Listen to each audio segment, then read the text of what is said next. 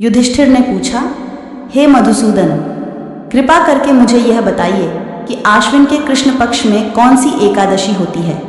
भगवान श्री कृष्ण बोले, राजन, आश्विन कृष्ण पक्ष में इंदिरा नाम की एकादशी होती है।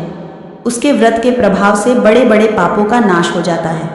नीचे योनि में पड़े हुए पितरों को भी यह एकादशी सद्गति देने वाली है। राजन, पूर्व काल की बात है। सत्ययुग में इंद्रसेन नाम से विख्यात एक राजकुमार थे, जो माहिष्मतिपुरी के राजा होकर धर्मपूर्वक प्रजा का पालन करते थे। उनका यश सब ओर फैल चुका था। राजा इंद्रसेन भगवान विष्णु की भक्ति में तत्पर हो गोविंद के मोक्षदायक नामों का जप करते हुए समय व्यतीत करते थे और विधि पूर्वक अध्यात्म तत्व के चिंतन में संलग्न रहते थे। एक दिन राजा राजसभा में सुखपूर्वक बैठे हुए थे। इतने में ही देवर्षि नारद आकाश से उतरकर वहां आ पहुंचे।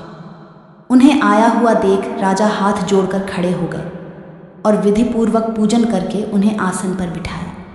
इसके बाद वे इस प्रकार बोले, मुनिश्रेष्ठ, आपकी कृपा से मेरी सर्वथा कुशल है। आज आपके दर्शन से मेरी संपूर्ण यज्ञ क्रियाएं सफल हो गई। देवर्षि, अपने आगमन का कारण बताकर मुझ पर कृपा करें। नारद जी ने कहा, नृपश्रेष्ठ, सुनो, मेरी बात तुम्हें आश्चर्य में डालने वाली है। मैं ब्रह्मलोक से यमलोक में गया था। वहां एक श्रेष्ठ आसन पर बैठा और यमराज ने भक्तिपूर्वक मेरी पूजा की।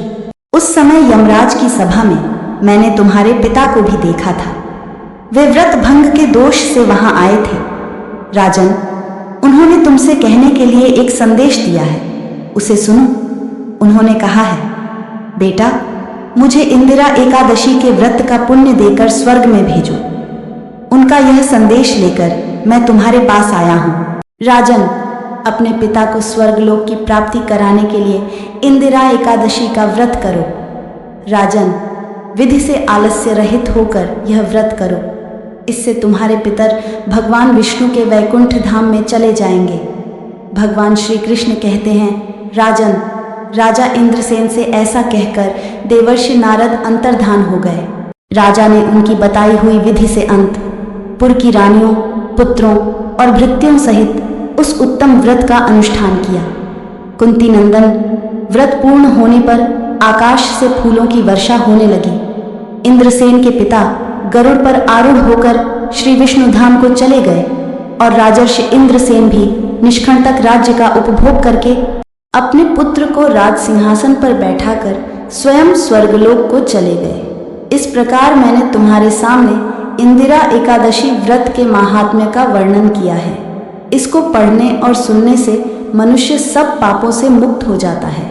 तो यह थी इंदिरा एकादशी कथा। कहानी पसंद आए तो लाइक शेयर करें और चैनल को सब्सक्राइब करना मत भूलना। धन्यवाद।